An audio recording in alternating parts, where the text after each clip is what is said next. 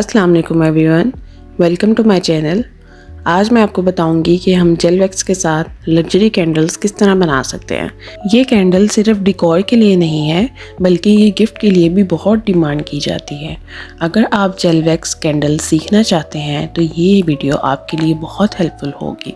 सबसे पहले हम अपना जार रेडी करेंगे।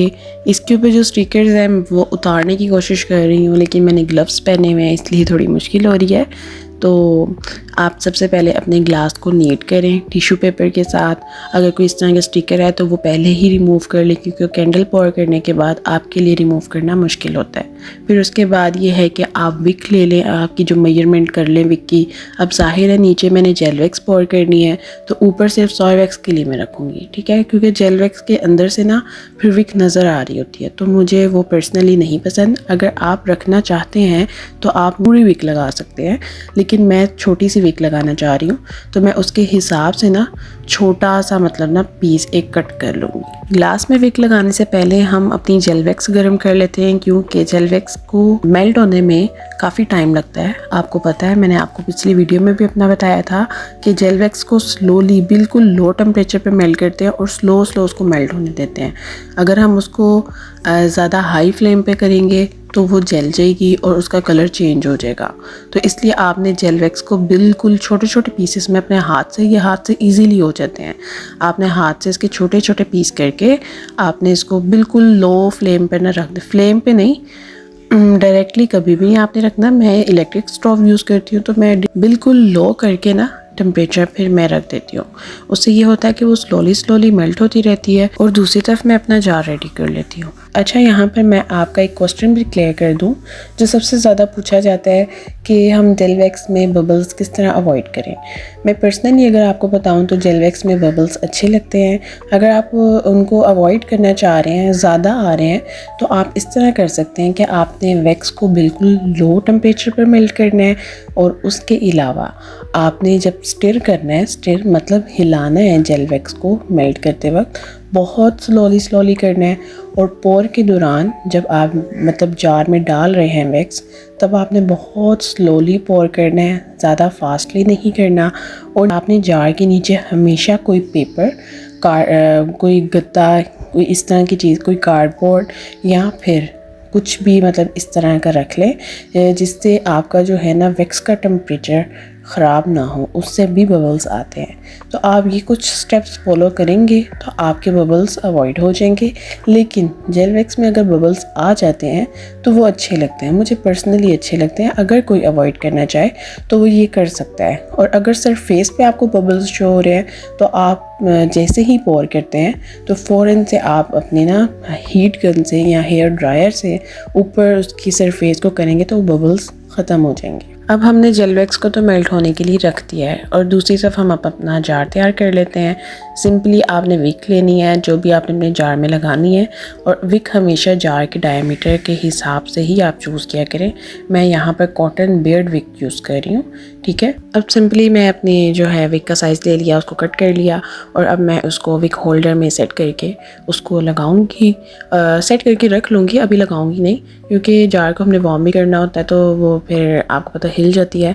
तो मैंने ये वाली जो है विक होल्डर यूज़ किया, बट ये जो है ना, क्योंकि नीचे इसका स्पॉट नहीं था तो वो टिक नहीं रही थी ना जार में, तो इसलिए फिर मैंने दूसरी विक जो है ना दूसरा विक होल्डर जो वो मैंने यूज़ किया था। आज हम गोल्ड लीफ पेपर यूज़ करेंगे जेल वैक्स में, ठीक है। तो जेल वैक्स में हम गोल्ड लीफ पेपर डालेंगे। ये मेरी न्यू मतलब पैकिंग थी, मेरी जो पुरानी थी वो ख़त्म हो चुकी थी, लेकिन मुझे सेशन रिकॉर्ड करना था तो मैंने न्यू अपना मंगवाया। तो अब ये है कि इसको मतलब आप किस तरह यूज़ करते हैं, ये कभी भी आपसे ना हाथ से, ये हाथ पे ना लगे आपके, बड़ा मुश्किल होता है इसको कंट्रोल करना। आपने हमेशा ब्रश से इसको मतलब उतारना है। इसी किसी ऐसे ही मतलब जार में डालना है, या फिर किसी इसका कैप ही यूज़ कर लें, वो ज़्यादा बेस्ट रहेगा। उसके कैप में सारे आप ये उतार के फिर उसको मतलब हल्का सा ना क्रश कर लें।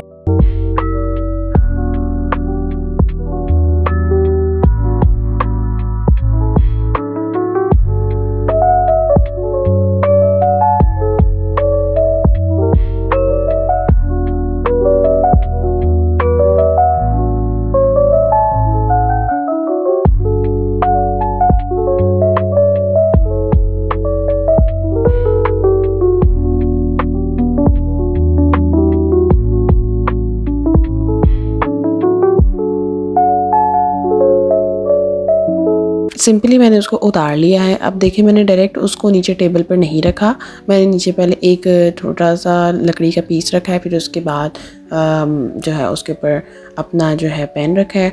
तो आपने डायरेक्ट इसको नहीं रखना कभी भी। फिर उसके बाद आपने वैक्स को थोड़ा सा मतलब ठंडा होने देना, बिल्कुल गर्म आपने पोर नहीं करना।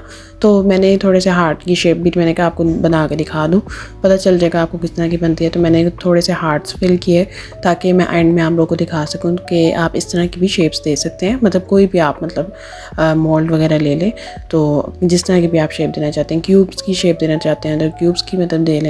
तो इनको मैंने सिंपली पोर करके रख दिया। अब मैं इसमें गोल्ड लीफ ऐड करूँगी। फिर उसके बाद मैं इसको स्पून के साथ थोड़ा थोड़ा अपना हाथ से क्रश करती रहूँगी, ठीक है।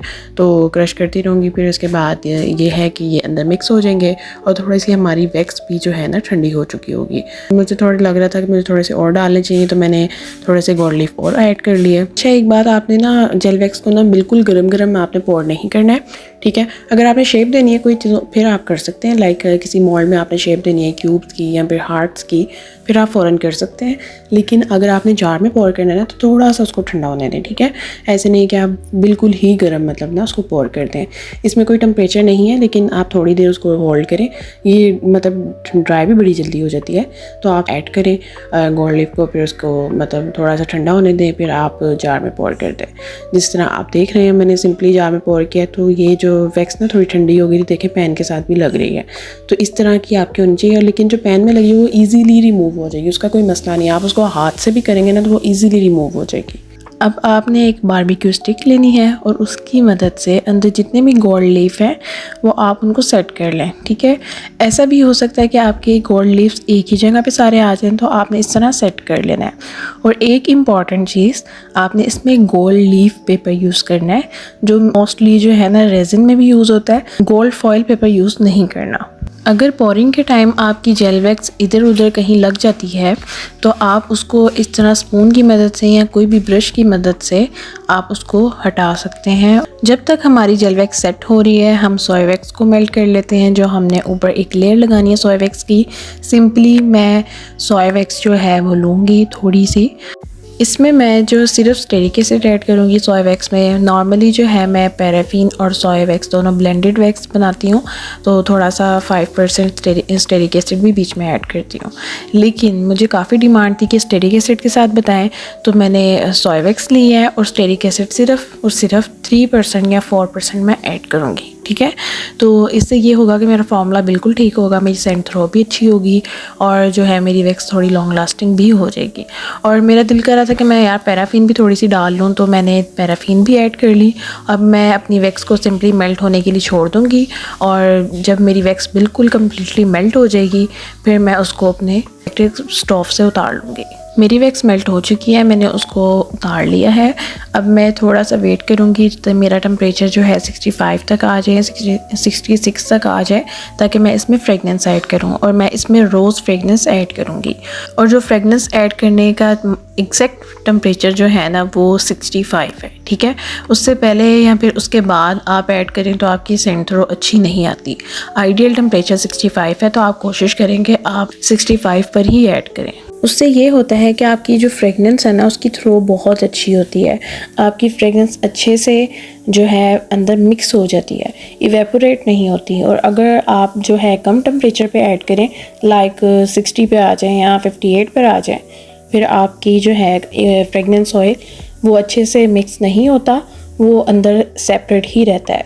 और वो भी आपकी मतलब जो है ना कैंडल उसमें बबल्स और फ्रॉस्टिंग वाला जो है मसला क्रिएट करता है। अब इसके बाद हमने अपनी विक सेट करनी है, तो हम सिंपली जो हमने विक कट करके रखी हुई थी हम विक को सेट करने की कोशिश करेंगे। लेकिन ये विक होल्डर इतना, मैं इसको क्या ही कहूँ, सेट होने का नाम ही नहीं ले रहा था। फिर मुझे जो है दूसरा विक होल्डर जिसमें मतलब सुराख होता है उसको मुझे लगाना पड़ा और उसने इजीली मतलब होल्ड कर लिया था मेरी विक को। इसके ऊपर तो मैं खप गई थी, लेकिन मेरी विक सेट नहीं हो रही थी। ऊपर से मेरी विक भी इस तरह की थी, मतलब कोटेड नहीं थी वैक्स से, तो इस वजह से वो भी तंग कर रही थी। तो बहरहाल मैंने जतन करके अपनी विक सेट कर ही ली। तो अगर आपकी रिफाइंड विक होगी मतलब वैक्स से कोटेड होगी तो आपकी इजीली फिक्स हो जाएगी, लेकिन मैं क्या ही बताऊँ, मेरी ये वाली विक थी तो मेरी सेट ही नहीं हो रही थी। अब हम अपनी वैक्स को पॉर करने से पहले अपने जार को प्री हीट कर लेंगे। लाइट सा आपने देना ताकि आपकी वैक्स भी जो जेल वैक्स है वो मेल्ट ना हो। अब हमारा सारा प्रोसेस कंप्लीट हो चुका है। अब सिंपली हमने बस अपनी सोया वैक्स को पॉर करना है, ठीक है। मैंने जेल वैक्स को हाथ लगा के चेक किया कि वो मेल्ट तो नहीं है, वो बिल्कुल ठीक है, वो मेरे ग्लव्स के साथ नहीं लगी। तो अब मैं जो है सोया वैक्स को साइड से पॉर करूँगी, एक साइड से, ठीक है। दरमियान से पॉर नहीं करते, वन साइड से पॉर करते हैं ताकि आपकी जो वैक्स है ना वो ईजीली जार के साथ स्टिक हो जाए। दरमियान से पॉर करेंगे तो साइड जो बॉल्स है ना उन पर बबल्स आ जाएंगे, तो इस चीज़ का आपने ख्याल रखना है। और अब आप इसको रख के ना भूल जाएं, ठीक है। मैं इसके ऊपर सर के ऊपर खड़ी थी क्योंकि मुझे सेशन रिकॉर्ड करना था, तो बड़े फिर मुझे मसले आए थे। तो आपने इसको रख के ना भूल जाना, इसको बार बार हिलाना नहीं है, वरना आपकी जो दरमियान में है ना विक के साइड पे होल बन जाएगा। अच्छा, मैंने अपने जार को ना थोड़ा सा साइड पे कर दिया आपको ये दिखाने के लिए जो हमने हार्ट्स फिल किए थे वो किस तरह के बने हैं। आप लोगों को मैं इसलिए दिखा रही हूँ ताकि आप लोगों को पता चल सके। ये ना थोड़ा जेल वैक्स ना जब डीमोल्ड हो रही होती है तो आपको ऐसा लगता है जैसे टूटने लगी है, लेकिन ये टूटती नहीं है, मतलब थोड़ी फैल रही होती है डीमोल्ड होते हुए। आपने बस नीचे से पूरी उंगली रख के ना फिर पुश करना है। इस तरह नहीं है कि वन साइड से कर रहे हैं तो वो दरमियान से क्रैक भी हो सकती है, ठीक है। इस तरह आपने करके अपनी जो है ना सारे जो है डीमोल्ड कर लेने हैं। इस तरह के आप कोई भी ना शेप दे सकते हैं, कोई भी मोल्ड में डाल के ना आप शेप दे सकते हैं अपनी मर्ज़ी की। आप जो है ना अपने माइंड से सोचा करें कि हम अपनी जो है कैंडल को किस तरह डिकोर कर सकते हैं, ठीक है। अपने माइंड में डिफरेंट ख्यालात लाया करें कि किस तरह हो सकता है, ये आर्ट वर्क होता है, ठीक है। तो इस तरफ भी थोड़ा अपना ना दिमाग चलाया करें। और मेरा टेबल को इग्नोर करें, मेरा टेबल थोड़ा ना गंदा हुआ है। तो ये थी हमारी आज की वीडियो। अगर आपको कोई भी क्वेश्चन हो तो आप कमेंट में पूछ सकते हैं। हमारी कैंडल बिल्कुल परफेक्ट बनी है, कोई बबल्स नहीं आए, मतलब जेल वैक्स में नहीं, सोया वैक्स में कोई बबल कुछ फ्रॉस्टिंग वगैरह कुछ भी ऐसा नज़र नहीं आ रहा है। तो अगर आपको वीडियो अच्छी लगी हो तो आप लाइक ज़रूर करें, और अगर कोई भी क्वेश्चन हो तो आप कमेंट में पूछ सकते हैं। नेक्स्ट वीडियो के लिए अल्लाह हाफिज़।